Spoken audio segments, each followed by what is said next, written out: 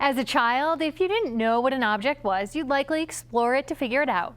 Encountering something foreign as an adult might be a less adventurous process. Martha Russo is a Jamestown sculptor and installation artist who hopes her mysterious objects and forms will beg questions. Russo also hopes the work will inspire the childlike curiosity you once knew, or perhaps never let go of. Give it a mix. Because of the nature of the way the ceramics material works, you make it, it's this live thing, it's got water, it dries out, you put it in the kiln. That process sets me up for all kinds of experimentation because there's this part where you have to give it up to the kiln and you have to see what happens and then react to it. And there'll be a time when I'm working and my concept is not going to come alive with ceramic materials. It's going to come alive with metals or fruit and pig intestine and all sorts of resins and epoxies. But I use them in the same sort of spirit that I use the ceramic materials. You said ceramics, fruit, and pig intestine all in the same sentence. Where is the intersection of ceramics, fruit, and pig intestine? So you know, when I got to grad school, everybody was super fancy, talking about postmodernism, and I was just lost. And I was terrified when people would ask me, what are you making, why are you making it, why are you doing this? I had no idea. I just knew I liked to make stuff. So my husband said, don't think about all that stuff, just trust your gut. And so I really actually started making stomachs. And so basically, I'll make this little blue stomach. This is how I feel when I'm in seminars and I have to give a blurb about my work. And it's gnarly. And here's a little pink stomach. When I'm done, I feel more calm. I just made 1 million stomachs. One of my professors, she was like, why don't you use real guts? So that's where the pig intestine came in. So I went to a butcher and I got a hank, it's called, of pig intestine, which is 8 strands of 10 foot long. It comes in this bag of salt water.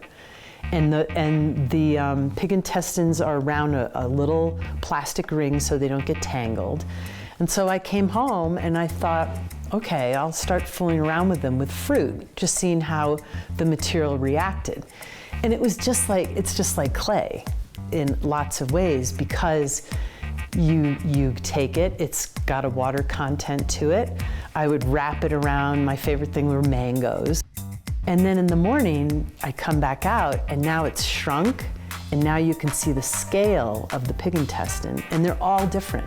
So I was completely hooked. And I loved it because the fruit over time, it would slowly start to decay and it would change. And I liked it too because every day it was different and I had something different to look at. So that's the long story of pig intestine and fruit. What I'm most interested in is objects to activate space, to make people feel slightly uncomfortable. That psychological line between, you know, what happens when there's a whole mass of objects in one space and they're bigger than you are. That makes you feel very, very different than opening up a drawer and you have some little objects that, you know, that's the size of your fingernail. And so I love playing with that kind of line.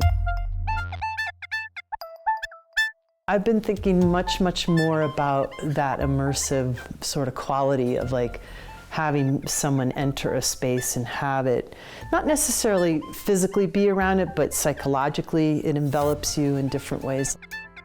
I'm really interested in how objects and objects in space or just space can activate places from what you've grown up with, what you've surrounded yourself with, what's been important to you, what scares you. If my work can activate those kinds of feelings and thoughts, then all of a sudden we're at a place where people are telling each other things. And we're at a place where we're like kids again.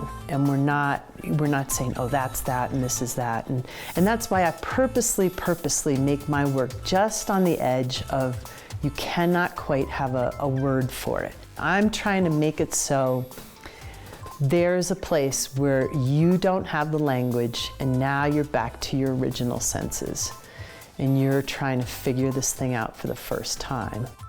Purposeful obscurity.